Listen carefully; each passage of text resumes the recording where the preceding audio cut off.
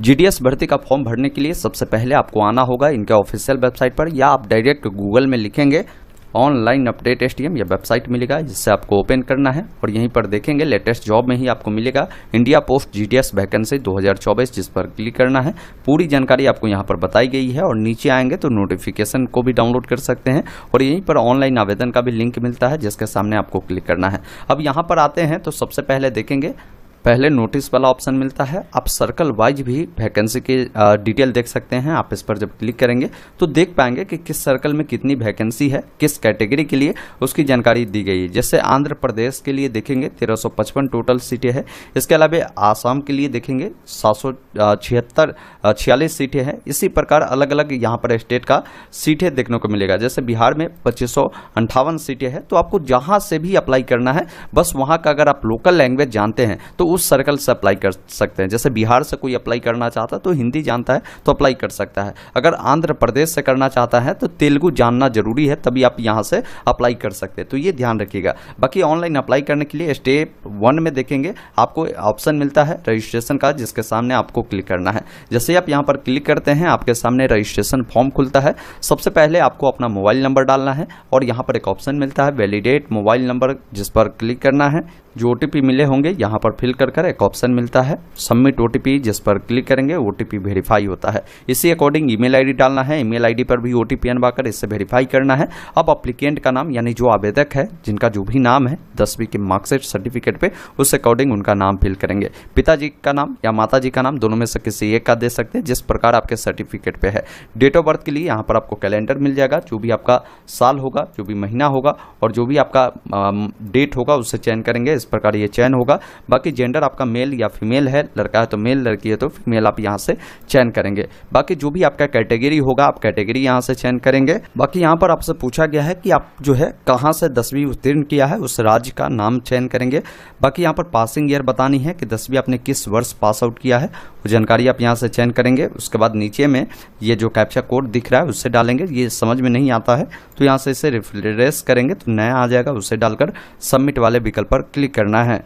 इस प्रकार आपका जो स्टेज 1 है यानी रजिस्ट्रेशन प्रक्रिया वो कंप्लीट होता है। आप सिंपली ओके वाले विकल्प पर क्लिक करेंगे और थोड़ा सा वेट करेंगे। आपके सामने नीचे 10 नंबर से जानकारी फिल करनी है, जिसमें आपको आधार नंबर पूछा गया है। तो आधार नंबर है तो आप जरूर यहाँ पर देंगे। अगर कोई दिव्यांग है तो यस करेगा, अन्यथा नो वाले विकल्प पर क्लिक करेंगे। यस करेंगे तो आपको बताना होगा किस प्रकार की दिव्यांगता है, वो कैटेगरी आपको चयन करना है। नहीं है तो नो करेंगे। ये सब जानकारी भरने की जरूरत नहीं है। बाकी 12 नंबर कॉलम में पूछा गया कि 10वीं लेवल तक आपने कौन कौन से लैंग्वेज पढ़ा है, वो जानकारी बतानी है।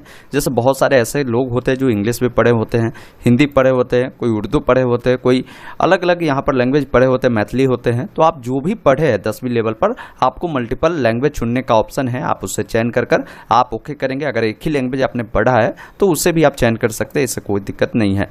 यहाँ पर पूछा गया कि अगर आप एम्प्लॉयज है तो आप बताएंगे, नहीं तो यहाँ पर नो वाले विकल्प पर क्लिक करेंगे। एम्प्लॉय होंगे एस करेंगे तो आपको एनओसी जो नंबर है वो आपको बताने होंगे। बाकी आपको यहाँ पर फोटो अपलोड करनी है। फोटो आपका 50 KB जो है इसका साइज बताए गए हैं और इसका DPI 200 DPI में होनी चाहिए। बाकी डायमेंशन की बात करें तो 200 × 230 पिक्सल में होनी चाहिए। फोटो को यहाँ से अपलोड करेंगे, फिर सिग्नेचर 20 KB तक आपको अपलोड करनी है, फिर सबमिट वाले विकल्प पर क्लिक करना है। फिर आपने जो भी जानकारी फिल किया है सबका एक बार प्रीव्यू सेक्शन आता है, जिसमें अपनी तमाम जानकारी को अच्छे से मिलान करें। कोई जानकारी गलत है तो अब सुधार कर सकते हैं। यहाँ से कैंसिल कर जानकारी सही है तो चेकबॉक्स पर टिक कर सबमिट वाले विकल्प पर क्लिक करना है। इस प्रकार आपका रजिस्ट्रेशन कंप्लीट होता है। आपको एक रजिस्ट्रेशन नंबर मिल जाता है, इसको नोट कर जरूर रख लेनी है। उसके बाद एक ऑप्शन मिलता है कंटिन्यू टू अप्लाई का, जिस पर आपको क्लिक करना है। जैसे आप यहाँ पर क्लिक करते हैं तो यहाँ पर आपसे पूछा जाएगा कि किस सर्कल के लिए आपको अप्लाई करना है। तो मैंने आपको बता ही दिया कि हर सर्कल के लिए वैकेंसी बता दी गई कि कहाँ कितनी वैकेंसी है। आप किसी भी सर्कल के लिए अप्लाई कर सकते हैं, बशर्ते वहाँ का जो लोकल लैंग्वेज है वो आप जानते होंगे। तो बाकी देख लीजिएगा जहाँ भी आपको अप्लाई करना है, आपके कैटेगरी में कितनी बहाली है, टोटल कितनी बहाली है, वो सब जानकारी देखना है। और मुख्य रूप से लैंग्वेज देख लेना कि वहाँ का लैंग्वेज क्या है, वो जानते हैं तो उससे आपको अप्लाई कर सकते हैं। बस यहाँ से आपको वो सर्कल चयन कर लेना है।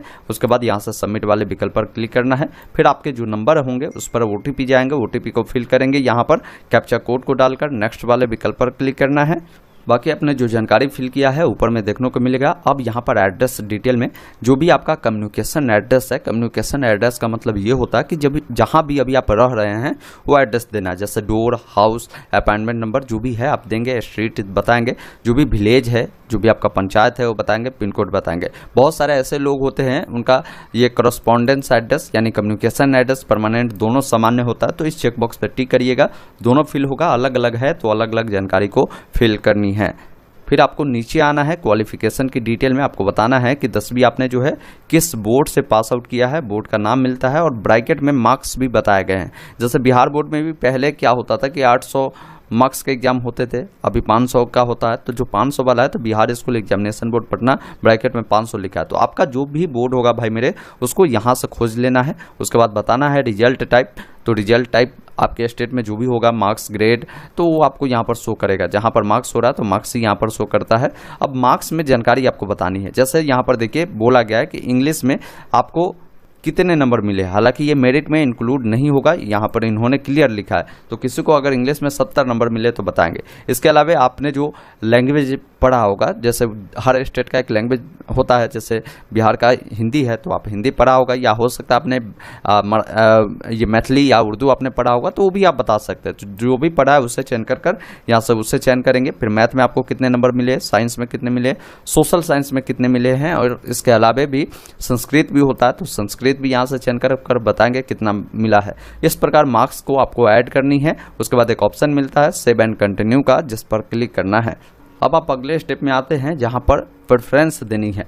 अब देखिए यहाँ पर आपने सर्कल बता दिया कि मैं इस सर्कल से अप्लाई करना चाह रहा हूँ, तो उस सर्कल के तहत कई सारे डिवीजन होते हैं। अब डिवीजन की जानकारी आपको यहाँ पर मिल जाएगी जो देख पाएंगे। अब इससे बेटर क्या है कि एक बार क्या करें, यहाँ पर जब आप आएंगे वेबसाइट पर जिसका लिंक मैंने दिया है, अब यहाँ पर अलग अलग स्टेट का नाम मिलता है। आप स्टेट के नाम के सामने जब क्लिक करेंगे तो उस स्टेट में जितने भी सर्कल है सभी सर्कल का नाम मिलता है। आप जिस सर्कल के बारे में भी जानकारी चाहते हैं, जैसे मान लीजिए आपको जहाँ का भी देखना है तो यहाँ से सिर्फ एक बार उस सर्कल का नाम यहाँ से चयन करिएगा और व्यू पोस्ट पे जब क्लिक करेंगे तो आपको उसकी जानकारी मिल जाएगी कि उस सर्कल में कहाँ पर कितनी वैकेंसी है, वो जानकारी मिल जाएगी और किस कैटेगरी के लिए। जैसे यहाँ पर देखिए एक औरंगाबाद जो है, औरंगाबाद में ये जो पोस्ट ऑफिस का नाम बता रहा है, यहाँ पर जो वैकेंसी है ये दिव्यांग के लिए है 1 सीटों पर।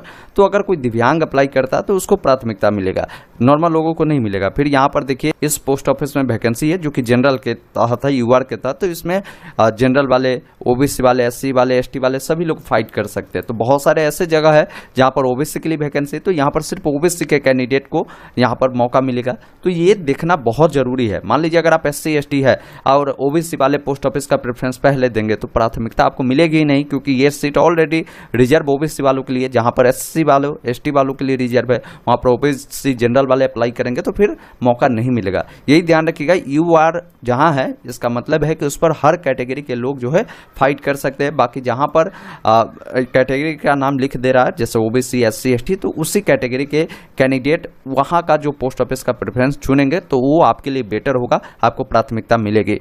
तो इस अकॉर्डिंग आपको जहां का भी प्रेफरेंस देना है एक बार उसे चयन कर व्यू पोस्ट पर जब आप क्लिक करेंगे तो यहां से भी आपको वो डिटेल जो है खुल जाएगी, जो मैंने अभी आपको चेक करना बताया, इसको आपको एक बार देख लेनी है। उसके बाद यहां पर आएंगे, आपको बताना है कि आपको किस डिवीजन से अप्लाई करना है। आप सिंपली उस डिवीजन को यहां से चयन करेंगे तो यहाँ पर पूरी जानकारी मिल जाएगी कि इस डिवीजन के तहत कहाँ कहाँ पोस्ट ऑफिस है, उसका नाम मिलेगा।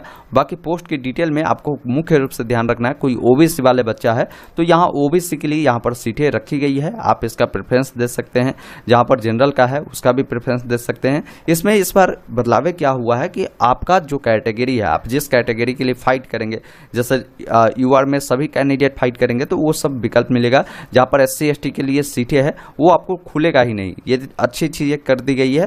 तो आप जहां भी चाहे प्रेफरेंस देना आप उससे दे सकते हैं। जैसे मान लीजिए हमको इसे 1 नंबर में देना है तो मैं यहाँ पर क्या करता हूँ, 1 इसको देता हूँ, 2 नंबर में इसको देना है, 3 नंबर में इसको देना है, 4 नंबर में इसको देना है, 5 में इसको देना है, 6 में इसको देना है। फिर इसमें आप आगे हमको बढ़ना है तो यहाँ पर फिर आगे बढ़कर यहाँ पर आप 6, 7 जो भी है आप इस प्रकार प्रेफरेंस दे सकते हैं। तो आप जितना भी चाहे उतना प्रेफरेंस दे सकते हैं, मैक्सिमम जितना आपकी इच्छा है उतना दे सकते हैं, ये ध्यान रखिएगा। तो यही ध्यान रखना है कि जहां जिस कैटेगरी के हैं पहले उस कैटेगरी वाला ही विकल्प को दीजिए। ये यूआर में हर कैटेगरी के लोग फाइट करेंगे, जैसे आप ओबीसी क्या है, एससी क्या है, एसटी के हैं, इसके अलावा जनरल वाले हैं, ईडब्ल्यूएस वाले, सभी लोग फाइट करेंगे। तो पहले प्राथमिकता अपने कैटेगरी वाले जो भी पोस्ट ऑफिस है वहां आपको जरूर दे देनी है। उसके बाद वाले जो बचेगी सब में यूआर वाला भी आप दे दीजिएगा और मैक्सिमम प्रेफरेंस दीजिए। जैसे आपके यहाँ अगर 50 पोस्ट ऑफिस 60 पोस्ट ऑफिस है तो 50-60 विकल्प दीजिए, ताकि जहाँ भी अगर कटअप कम जाता है आपका कटअप के अकॉर्डिंग नंबर आएगा तो कहीं ना कहीं आपका सिलेक्शन हो जाए, ये ध्यान रखिएगा। इस अकॉर्डिंग इसका चयन करिएगा। फिर नीचे आना है, आपको डिक्लेयर करना है, चेकबॉक्स पर टिक कर एक ऑप्शन मिलता है सेव एंड प्रोसीड का, जिस पर क्लिक करना है। इस प्रकार देखेंगे आपका जो डाटा है वो सेव होता है। आप ओके वाले विकल्प पर क्लिक करेंगे। उसके बाद आप अगले स्टेप में आते हैं जहां पर आपको पेमेंट करने होंगे। 100 रुपये का पेमेंट लगता है ओबीसी वालों का, एससी एसटी का होंगे तो कोई पेमेंट नहीं लगेगा। पेमेंट करने के लिए मेक पेमेंट वाले विकल्प पर आपको क्लिक करना है।